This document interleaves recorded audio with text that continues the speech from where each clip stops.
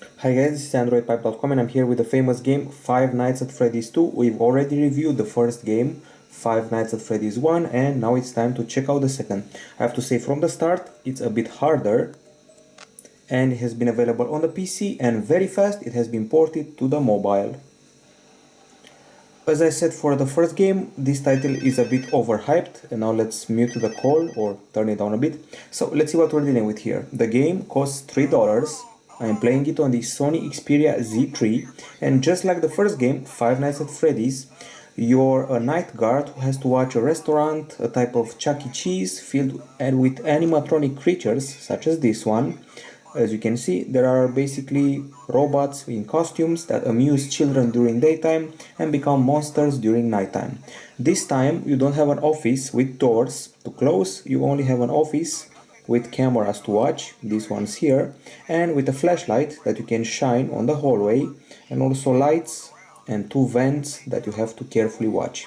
Just like the first game, you have to make it till 6 AM, it's 12 at night right now. We also have a music box that we have to wind up every once in a while to keep some of the monsters at bay.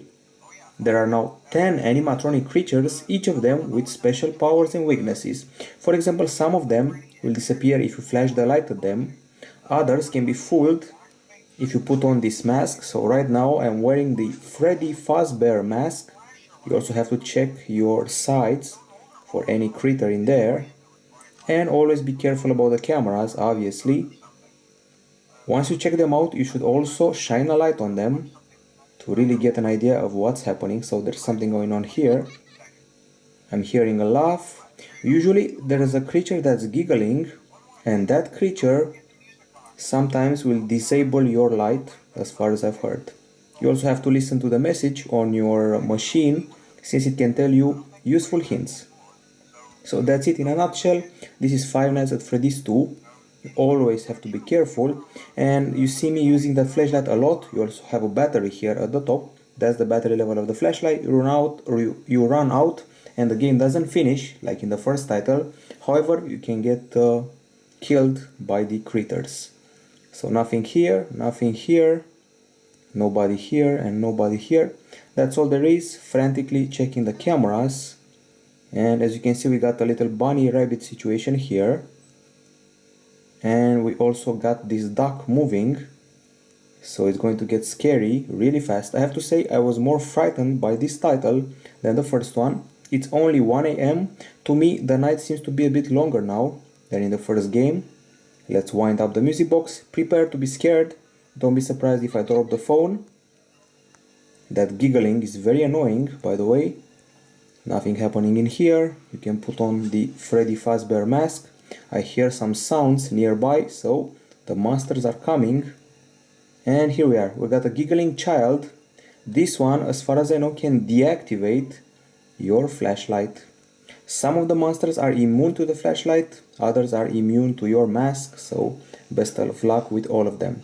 There are 10 of them now. There were fewer in the previous title, so here we are. We also have the bunny rabbit here, ready to attack us, and we have a creature here in the hallway, ready to kill us, eat us, and basically eviscerate us. Okay, so since that kid is there, I have to put on the mask, because the kid doesn't allow me to use the flashlight. So fingers crossed, this warning sign shows me that the music box is going away, so I'll get killed pretty much instantly if I have bad luck. This game also involves bad luck or good luck, and that was a scary sequence. Even the maker of the game, Scott Cawthon, has said that good luck or bad luck plays a great part here. So if you fail at a level, you'll try it again, and maybe you get a sequence of creatures that are more vulnerable to light or more vulnerable to your mask, so to say. If the creatures see you with a mask on your face, they may ignore you, they may not. As I said, it all depends on your luck. We no longer have doors on the sides, we no longer have to play with lights, we no longer have to focus on using up the power.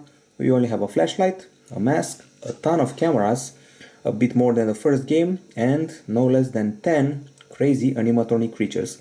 We got the rabbit, we got the bear, we got the chicken, we also have a little kid who's like Pinocchio, we also have dismembered creatures like this one here, So aside from the returning characters, there are also new ones with special powers and special flaws. Once again, the game is scarier, it's harder. In the first title I reached up to night 4. In this game I couldn't even make it to night 3, so that tells you everything there is to know. I'm playing it on the Sony Xperia Z3. I find the graphics to be quite cute, the acoustics to be really nice and really scary, and if you're into horror games you should spend $3 on this game since it's quite cool. So Five Nights at Freddy's 2, there are 5 nights to stay on guard and keep out for the monsters from 12 AM to 6 AM. Then there's also overtime and customizable levels as far as I've heard.